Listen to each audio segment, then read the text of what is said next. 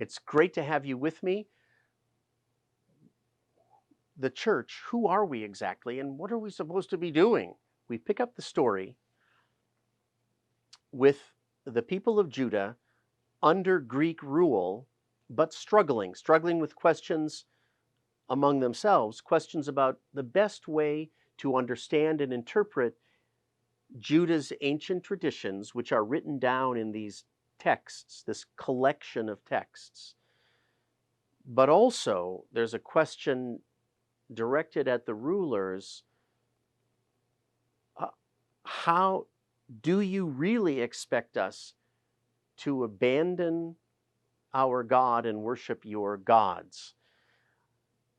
The answer, eventually, from those Greek rulers was yes, you do have to abandon your ancestral God, abandon your scriptures, and you have to worship Greek deities.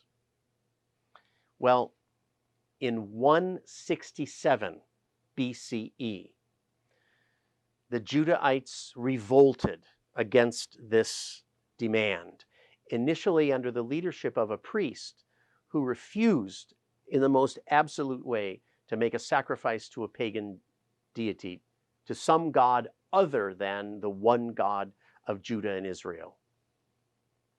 The revolt was successful. You can read about the course of this revolt in the books called 1st and 2nd Maccabees. It was successful.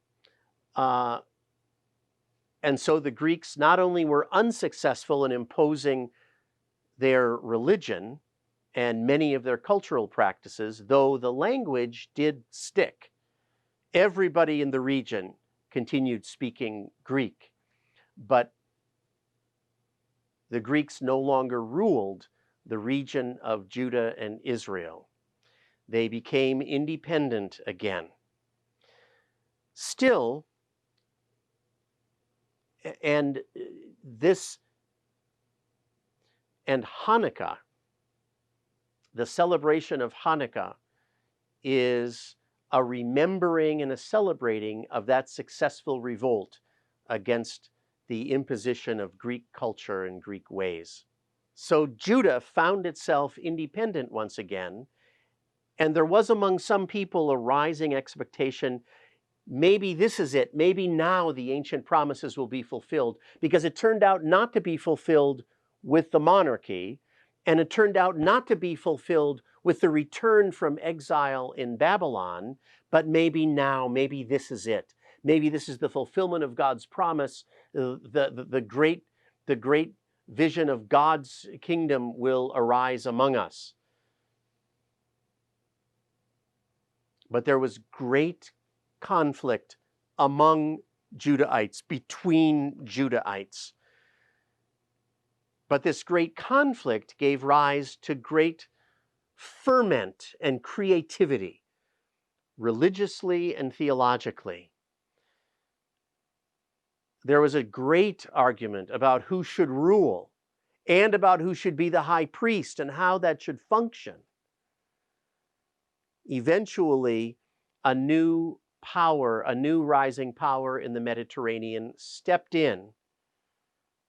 It was Rome. And in 63 BCE, Rome came to dominate and sent occupying troops. Rome told the Judahites, you don't have to worry anymore about who will be king.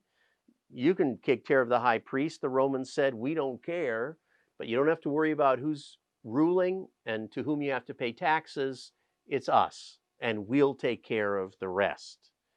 And so the Judahites found themselves once again under the boot of a foreign pagan power, this time Rome.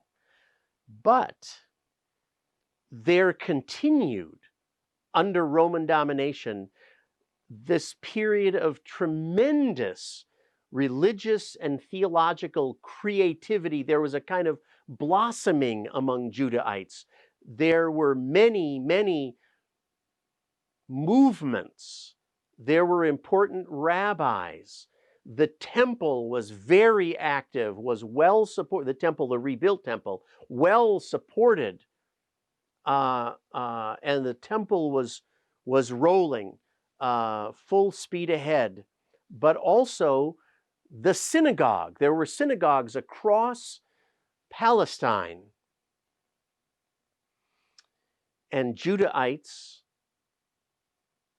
whom we perhaps could now call Jews, which is really only a form of the word for Judahite.